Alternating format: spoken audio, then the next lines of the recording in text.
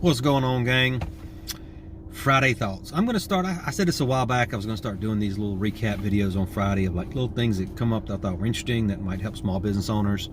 And sometimes it'll be stuff to learn, and sometimes it won't be. But anyway, so first off, yes, I shaved my beard, and I didn't really shave today, so I got a little stubble going, got a little 5 o'clock shadow. So you can really see how ugly I am. And I think I want to talk about something that came up this week. I did quite a few Profit Accelerator assessments this week with business owners for my upcoming 3rd book, and I started seeing a reoccurring theme through just about all of them, which is not really something I didn't already know, but it brought it to the forefront, so I wanted to talk about it with you guys today. And if you want to do a Profit Accelerator assessment, I'll tell you about that later in the video. If you want to, maybe potentially get into my next book as a case study. So anyway, we talked about the MDP, market dominating position. And the MDP, market dominating position, what that is, short version of it is what sets you apart from your competition. Why would someone come to you instead of going to Walmart to buy whatever it is? I'm assuming you sell something or a service. Why should they use you over doing it themselves? Why should they, what sets you apart? It's just that simple. And it's really it's the question you should be asking yourself, and you want to be able to create it into a phrase for a couple of reasons. One, you want every one of your employees to know what your market dominating position is, so when they talk to people about where they work at, they know that's what it is, and they know that it's your focus as a business when customers come in, like, this is what sets us apart. This is the one thing we don't drop the ball on. Our time service might not be what sets us apart. Our prices shouldn't be anyway.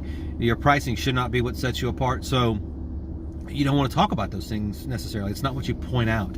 We're not the value leader, right? We're not trying to compete with Walmart. We're going to compete on our better service, our better products, our better selection, so on and so forth. So you need to develop that. You need to be able to create it into a phrase. It doesn't have to be one sentence. It could be several sentences, but it needs to be simple, very defining, and something that you can share with potential clients or customers, and all of your employees should know it. So I can't stress enough. Now, once you got your MDP, it's what's going to create or help you, I should say create, I don't know. It's what's going to help you create better marketing. So when you do any type of marketing, you're going to have your marketing really revolve around your MDP. It's just that simple. So if you got a market dominating position, you should have it in some sort of way, shape, or form be influencing all of your marketing efforts, right? Because once you know your MDP, because it usually talks about who you serve, how you serve them, and what sets you apart in your service. And we have a whole process for helping you create your MDP. But when you talk about marketing, when you send out direct mail, or you do any kind of even social media, you should be talking about your MDP, because you want to be having your market be focused on who your ideal customer is. And if you don't know who that is, then you need to get serious on that, and you need to create your MDP around that. And you need to create all your marketing around that, because when you get that focused, you're going to save a ton of money on marketing. Instead of putting a billboard up that sprays and prays and hits everybody, you might be doing some direct mail, or maybe put something in a magazine that is really tailored towards just your ideal customer. That's really all I got for you guys on this Friday recap. I'll probably do a longer video on MDPs and USPs, unique selling propositions, because I think a lot of small business owners would get some value from that, and they just simply don't know what it is. And I shouldn't say this all live. I got some more to tell you. So I was talking with a business owner this week, and she's fantastic. She's got a great business possibility, potential. She's already open. She's doing it. She's got a great business. She's really sitting on a gold mine. She doesn't know it. And I asked her the MDP questions, and she said, I really don't know. And to me, it's like, okay, so you're already in business. You've been open, for a year or 6 months or longer, however long you've been open, and you don't know that. Like, before you put the key in the door and unlock it and let the first customers in, you need to know what your MDP is, because it's going to save you a ton of money and a ton of time. So get serious on your MDP. If you don't reach out to me and you don't want to go through it, then or through my process, do some Googling. do some research, figure it out, because you need to know what that is if you're going to be in business. If you don't know your MDP, then why'd you open your doors? Why did you start a business? Because if you don't know what problem you solve in your community, you're probably not going to have a successful business. And this is where a lot of businesses fail in their first year or two, because they just really don't know what sets them apart from their competitors.